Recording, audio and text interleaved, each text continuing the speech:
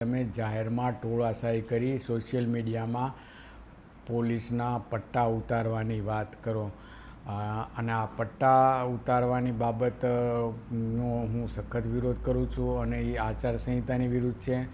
નેતાઓ જો પોતાનું કામ યોગ્ય કરતા હોય તો દારૂ જુગાર પોલીસ ચલાવવા માગતી હોય તો પણ ન ચાલે.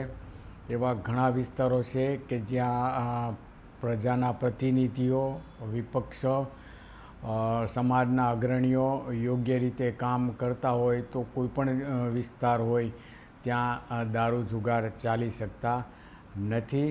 એટલે માત્ર પોલીસને જ આમાં બલીનો બકરો નહીં બનાવાય. અને આ પ્રકારની જે વાત કરવી તે તદ્દન ગેરવ્યાજબી છે. પ્રીમાઇસીસમાં કોઈના પ્રીમાઇસીસની અંદર આ પ્રકારના આવવું તે પણ વ્યાજબી નથી.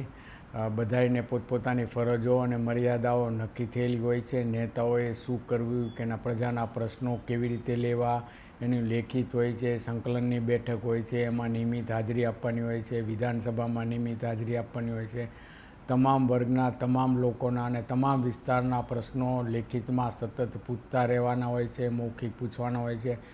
તે બધા ફરજો જો યોગ્ય રીતે કરે તો આ નોબત આવે જ નહીં. તો મારી છે બધાને આ અપીલ છે કે પોતપોતાની ફરજો બધાએ યોગ્ય રીતે ફરજ બજાવવી જોઈએ અને પટ્ટા ટોપી ઉતારવાની વાત કરવી ન જોઈએ. પટ્ટા ટોપી ઉતારવા માટે ગૃહમંત્રી થવું પડે. હું એમ કહું કે હું કોઈ ધારાસભ્યને પદભ્રષ્ટ કરું તો એ ચાલે નહીં. એના માટે પક્ષ પ્રમુખ થવું પડે, કાં એ કક્ષાએ પહોંચવું પડે. એક આઈજી એવી વાતો કરી શકે નહીં. એના માટે પ્રદેશ પ્રમુખ થવું જોઈએ અને એની વાતો મારે કરવી વ્યાજબી નથી. એટલે કોઈએ કોઈના પટ્ટા નહીં ઉતારવા જોઈએ.